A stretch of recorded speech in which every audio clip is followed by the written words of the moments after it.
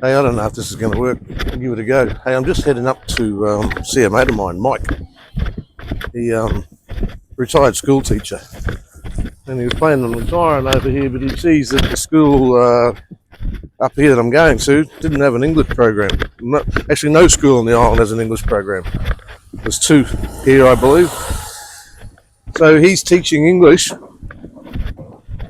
for free, volunteering.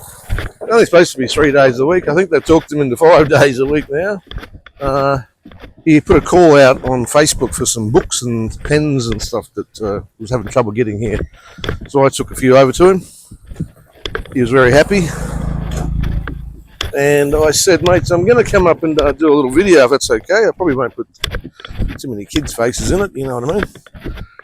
But I said, I'll just show the school. So this is kind of one of those shory, serious moments where this school's got a lot going for it if it gets a bit of help. It has one principal who's the teacher. There's one teacher, paid teacher there. They got no funding whatsoever for anything. So I thought, let's see if we can help, eh? Anyway. So the school's name is Help Code School. See, the sign could even do a little clean up, couldn't it? Let's go for a wander up. See what we can see. Got a nice outlook, of course. There's the water. Not far.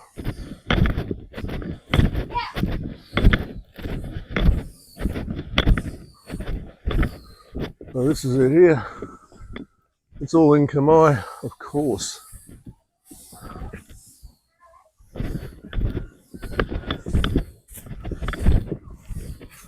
So last time I came up here, I just come to bring the books up, and kids were pretty excited, and they've just recently got some Wi-Fi going here, so they've got a TV now.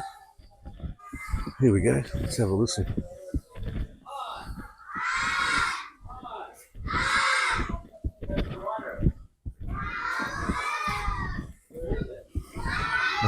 That's Mike in there now, I can hear him.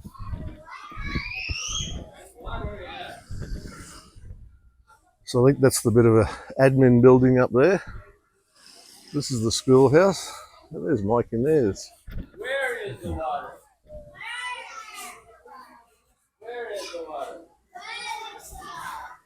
But this is it. It's got two schoolrooms, well, so things are joined together. He wants to get a playground out here or something. Play equipment, they got nothing. These kids have got absolutely nothing.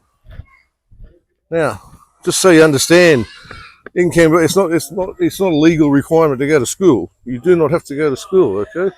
They go if they can. Now, the school on the other side is a virtually private school, I believe. If you've got some money, send your kid there. So some of the wealthier people on the island probably do that. But when you got no money, I mean, most of the boys in that classroom there will become fishermen because that's what their dads do, and their granddads do, and their brothers and brothers and stuff. The girls will be housewives. It's just it's sad, but that's just the basic truth of how it will happen. I was going to show you inside the classroom. There's no kids in there. There you go, there's another little room they've got. Obviously, it's a bit of a play den. I think they do some pictures. They like drawing. But I've said this in another video. These aren't iPhone kids. There's not an iPhone to be seen. There's not a cell phone anywhere to be seen. They may get one when they're older, when they're an adult and buy their own, I suppose. But you can hear the enthusiasm in these kids' voices. They had nothing before. There's nothing, no English being taught. And from more I can tell, there's probably 20 or 30 kids in there now.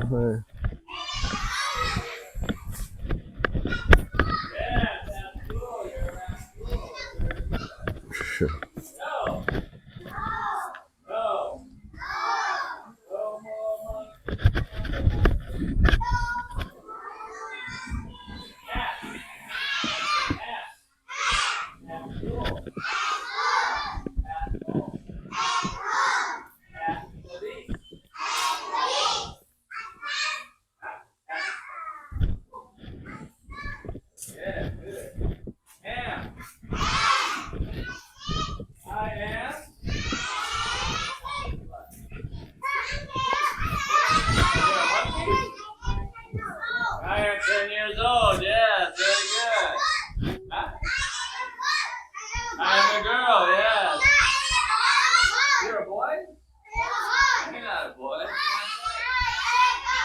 seconds though.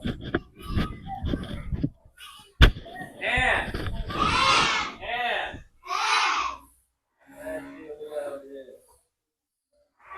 Red and green. Red and green. Purple and pink. Very good. Yes. Yeah. You always tell your teacher, yes. Yes. All right. Now, like I said, I really didn't want to get many of the kids in the video or anything like that. I know how funny people get. Mike said it'd be fine. But look, I'm just trying to give you an understanding of this is not a sad story. This is a really nice story of a school that just really wasn't here. Kids weren't learning anything. A bit of Khmer, you know, they come here and they read Khmer books and like that. They need to learn English. Simple as that. It's just the way of the world now. If they don't speak English, they're destined to be, well, not failures, but destined to be poor, I guess, you know. So, look, if one of these kids decides to, you know, continue their education and make a big effort into it and all that sort of stuff, well, the sky's the limit, isn't it, for them? So, I said in my last live show, I'm trying to set up this buy me a coffee thing. I haven't done it yet. I've been working out how to do it. And they, he said you can just change it to buy me a coffee to buy me a beer. And I'm going, okay, that'll be cool. But listen, I don't need you to buy me coffee. Beer is really cheap here. So, but what I would like to have is a button that says buy a kid a book. How's that? We bought some books here. Hello. I bought some books here and they were really appreciative of it. And I'd like to continue that on. Now this workbook they have, it's, you know, how to read English, how to teach English, how to learn English basically. But really simple, ABC, cat, dog, you know, that sort of thing. It's the book itself cost me like less than $1 American. Right? So if you donated $1 American for every kid that's there, suddenly every kid's got a book. You know what I mean? Hello. They know as well, see? They shouldn't be on camera. But if I get a chance to come back and talk to Mike, I will. But he's obviously busy teaching. I just wanted to show this. There you go. And look, if you know, he put out a little thing the other day because they needed help with getting the Wi-Fi connected.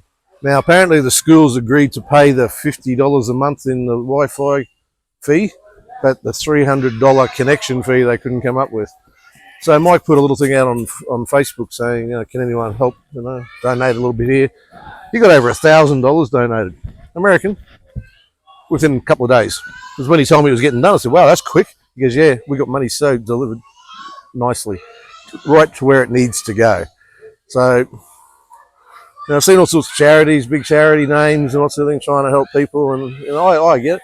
Like I said, this is not a sad story. This is a really good story, and I feel good about it, and I'd like to help the kids if I can. So, anyway, that's Shory's little have a look at a school, hey? Like I said, if I get the buy me a coffee thing going, that's what we're doing with the money. Okay, it's going to these guys. I want to help them out as much as I can. Mike said he'd like to see him in uniform as well. There's one little girl with some sort of uniform, right? So they feel a part of something. He's actually been approached by a couple of 17-year-old boys that don't speak a word of English, wanting to come and sit in the back of the class basically and see if they can learn some English. Because they're, you know, might be driving the rubbish truck, or they're riding around trying to get, you know, fares, or they'll make some money off tourists and stuff. It's just too hard. Anyway, that's me. See you later. Hey guys, I've just bumped into Mike. He's sitting up here having lunch, and I thought I'd go and say a quick hello to him. Say hello, Mike. Hello. I just got up off the floor. He bumped into me. Yeah, I did. Hey, listen, I think I might have said in one of the videos before that he was from Canada. I've made a terrible mistake. Oh, you insulted him. I've insulted him big time. No, actually, that he- would be from Canada. but he is from the big USA. So anyway, I'm just going to add this in at the end of the video or something like that, halfway through maybe, just let you know that, yep, he is a real man. He's doing some really good things down at the school. And let's see if we can get him some books, eh? Thanks, guys. Thank you. Thank you, everyone.